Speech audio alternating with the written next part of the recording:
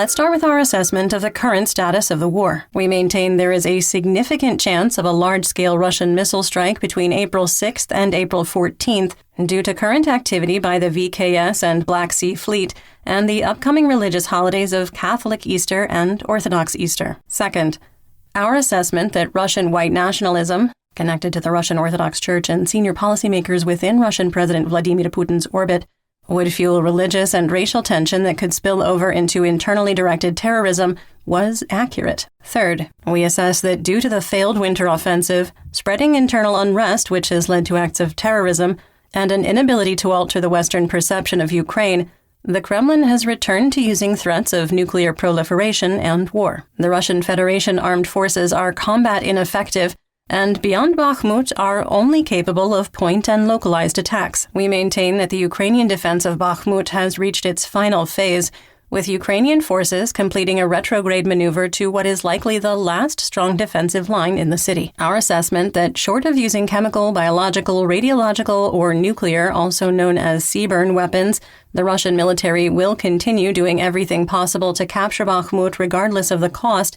Russian forces are experiencing a theater-wide shortage of non-precision artillery munitions, particularly anti-tank guided missiles or ATGMs, which is being made worse by offensive operations in Bakhmut. The risk of a nuclear accident due to the de-energization of Ukraine's electrical grid remains as long as the Russian Ministry of Defense, or MOD, targets Ukraine's power industry. And finally, we maintain that the Kremlin is actively interfering with the governments of Moldova and Georgia to derail the European Union membership accession process and destabilize their current governments. 1 year ago yesterday, on April 5, 2022, there was little information or change, with Russian forces entering an operational pause after their withdrawal from Kyiv, Chernihiv, and areas of Kharkiv, and completing their withdrawal from Sumy. Intense fighting continued in Mariupol, near Severodonetsk, Popasna, and Rubizhne. Let's get some regional updates, and since we didn't on Monday, take a look at both belligerents' objectives, starting with Kharkiv. The Russian objective is to hold current defensive lines, prevent a Ukrainian advance, and terrorize Ukrainian civilians near the line of conflict.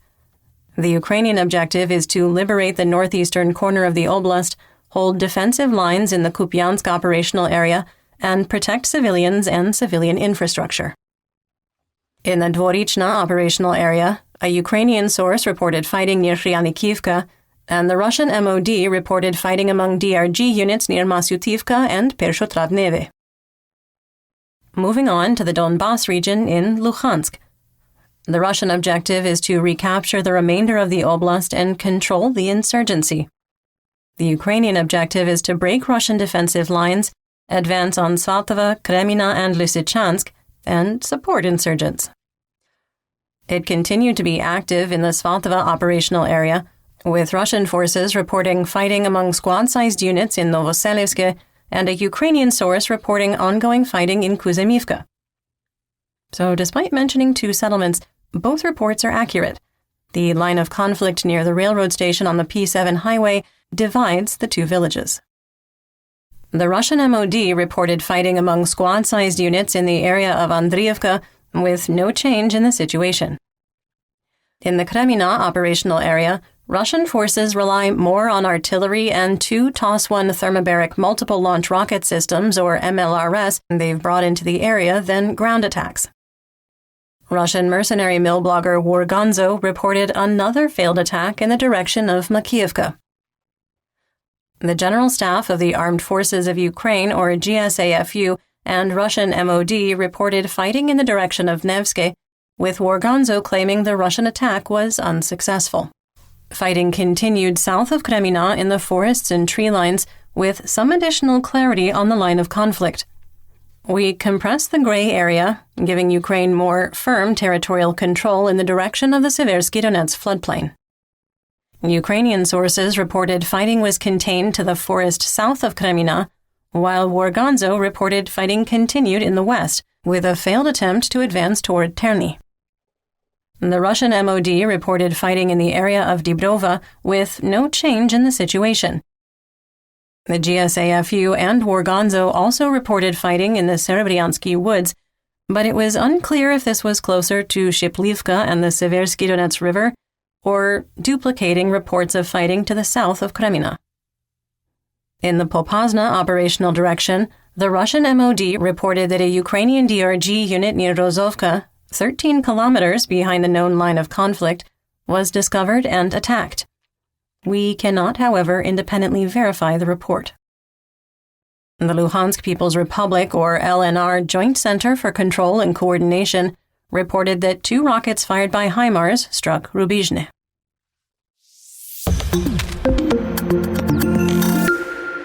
In northeast Donetsk, the Russian objective is to capture Bakhmut, set conditions to attack Kramatorsk, Slovyansk, and Siversk, and capture the entire region.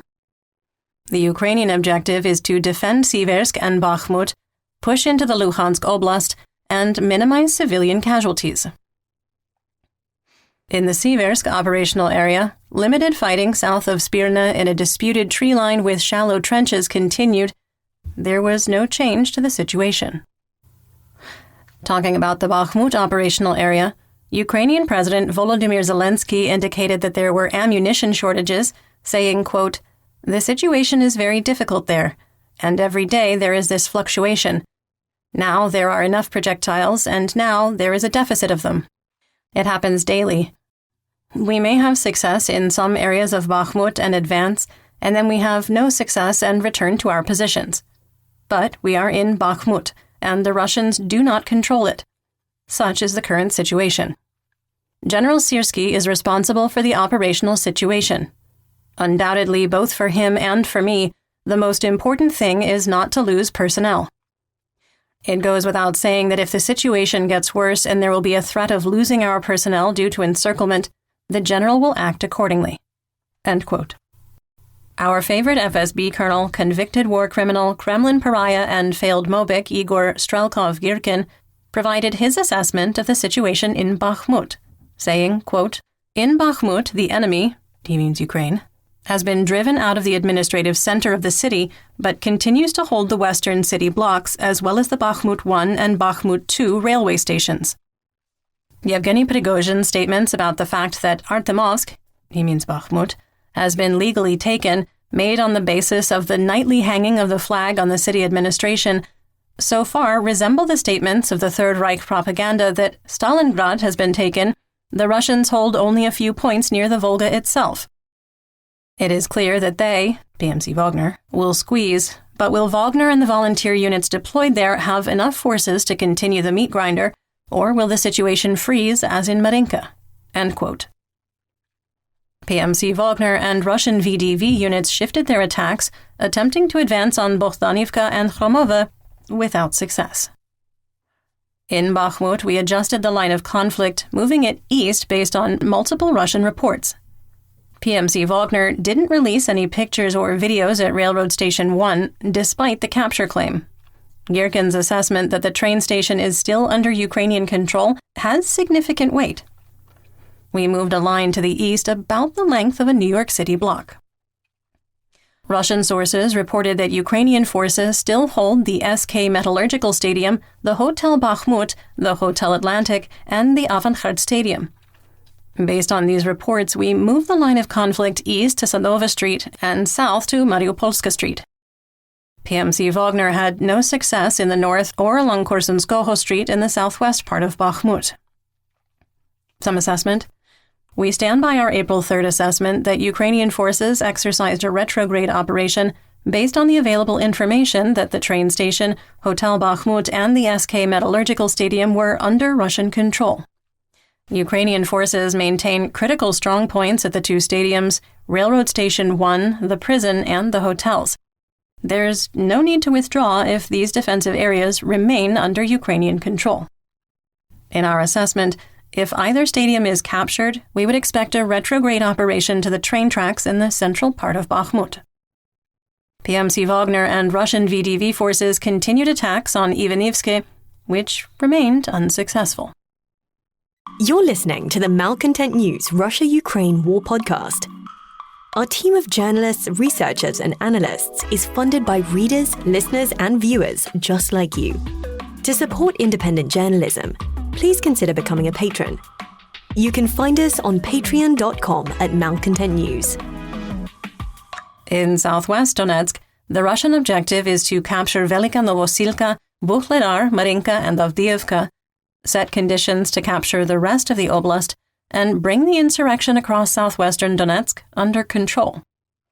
The Ukrainian objective is to lock Russian military assets in place, defend the existing line of conflict while finding and exploiting weaknesses, destroy troop concentrations and command and control sites, interdict supplies, and disrupt logistics. In the Avdiivka operational area, FSB Colonel Girkin wrote that the Russian, quote, offensive bogged down, territorial gains are insignificant and do not justify the heavy losses incurred. The front has been going on in residential areas for almost a year now, walking back and forth, end quote. Wargonzo reported that Russian forces had stopped attempts to advance on Keramik after repeated failures. So they can learn. The 1st Army Corps, however, continued attempts to advance on Novokalinove and continued to be unsuccessful. Russian troops continued to advance on Avdiivka with no reports of what direction they were advancing from. South of Avdiivka, the 1st Army Corps continued attempts to advance on Sieverne without any success. Fighting in the eastern part of Pervomayske from Pisky also continued, with no significant change to the situation. In the Marinka operational area, Russian forces attempted to advance on Krasnohorivka, and fighting continued along Druzhby Avenue in the ruins of Marinka. There were multiple Russian reports that the 1st Army Corps retreated from their forward positions east of Pobeda and abandoned their attempts to secure the pig farms. Based on the reports, we moved the line of conflict east and contracted the gray zone away from the farm. The GSAFU reported that Russian forces have moved to a defensive posture in the Vuhledar operational area. The Russian MOD reported light fighting between squad-sized units near Volodymyrivka and Mikilske. The Russian MOD also reported light fighting near Mirna, without specifying which one. Moving on to Zaporizhia. The Russian objective is to prevent a Ukrainian offensive into Zaporizhia and integrate captured territory into the Russian Federation. The Ukrainian objective is to liberate Russian-occupied areas, prevent further Russian advances, exploit weaknesses on the line of conflict, and protect civilians. Wargonzo reported that Russian forces launched an offensive in the Huliapola operational area, launching an attack from Dorozhnyanka, advancing on the T-401 highway to Huliapola. Our team's first response on seeing this was that Russian collaborator and occupied Zaporizhia administrator Vladimir Rogov was behind the claim. To say we were surprised that Rogov did not mention any fighting in the area was an understatement. Some assessment here. Wargonzo does engage in disinformation, although typically not this overt. We can't identify a second source for the claim, though, and if this were accurate, Rogov wouldn't keep quiet about the success. So, fake news? Yep, fake news. Insurgents reported that Tokmak, Molochansk, and Mirna, the one 10 kilometers north of Melitopol, were hit by rockets fired by HIMARS. At the time of recording, there was no additional information on what was being targeted. Local officials reported that Maxim Zubaryev was transferred to Crimea by aircraft after being severely injured by a car bomb. Local doctors did not have the resources to stabilize Zubaryev, and his prognosis is reportedly grim. Rafael Grossi, Director General of the International Atomic Energy Agency, or IAEA, met with Russian officials in the city of Kaliningrad in Russia to hold negotiations concerning the security of the temporarily occupied Zaporizhia nuclear power plant. Grossi said he intended to travel to Moscow to discuss the issue further.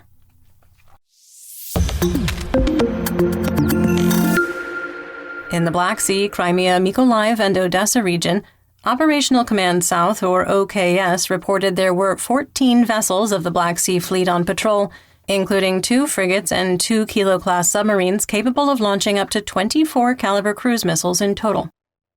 The Russian Ministry of Foreign Affairs released a video showing ongoing repairs to the rail section of the Crimea Bridge. The time-lapse video showed 3 short trains, including 2 passenger trains, crossing the second span during repairs. As with most of the photos and videos we reference here on the podcast, We do link to it in our full situation report on Patreon. In north and northeast Ukraine, the Russian objective is to lock Ukrainian military resources into place and launch terror attacks on civilians in an attempt to break morale and maximize casualties by deprivation of heat, water, and medical services. The Ukrainian objective is to complete the liberation of the Kharkiv Oblast, maintain the integrity of the international border, deter attacks, and protect civilian lives. After a quiet period, Russian forces struck the Sumy Oblast, firing over 150 artillery rounds, mortars, and rockets on the hromadas of Bilopilia, Krasnopilia, Khotin, Khlukhiv, and Seredina Buda. Stunningly, 19 ATGMs, those are anti-tank guided missiles, right? Which are almost non-existent on the front lines in Donbass, were fired into the Krasnopilia region. Homes, farms, and businesses were damaged in the attack. Oddly enough, no tanks.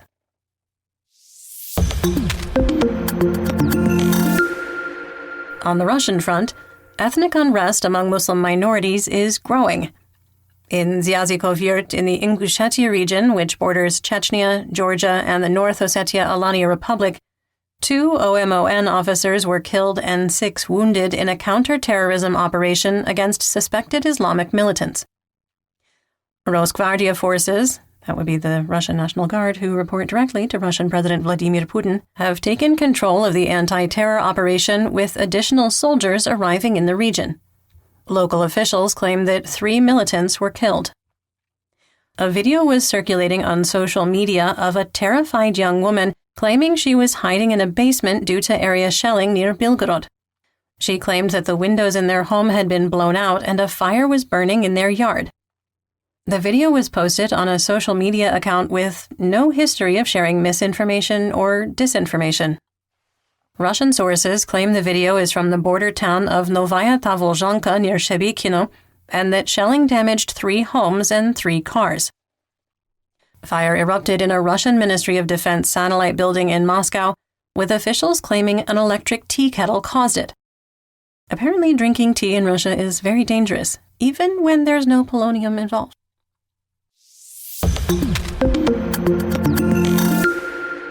In geopolitical and economic news, former United States Secretary of State Mike Pompeo visited Kyiv, including traveling to Bucha. He wrote about his experience on Twitter, saying, quote, "I've just left Ukraine. I've seen the damage caused by Putin's invasion, and I've been inspired by the bravery of the Ukrainian people. One thing is clear. Helping Ukraine end this war is in America's core interest. Supporting Ukraine isn't about abstract ideals like global democracy. It's about strengthening our national and economic security. If Putin wins, he'll control critical exports to the U.S., and he'll be on the brink of a broader war in Europe. We can't let that happen. The Ukrainian people have endured indescribable suffering, but they're resilient. They're not asking for American troops, just our support. We should give it to them." End quote. Russia's dependency on China has increased, with the Chinese yuan now the most used foreign currency within the Russian Federation. The ruble dipped to an exchange rate of 81 to $1, continuing a trend that started in December when a price cap was placed on Russian natural gas, crude oil, and refined fuels.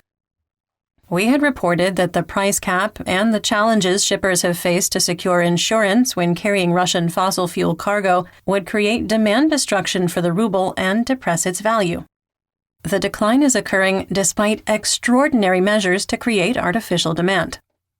While there is chatter among cryptocurrency supporters and the concept of Western petrodollars that the U.S. dollar has weakened significantly against the Chinese yuan, the U.S. dollar was in worse shape in 2018 and 2020, and much stronger before 2016. In the 21st century, the ruble peaked during the 2008 global financial crisis, which caused the Great Recession.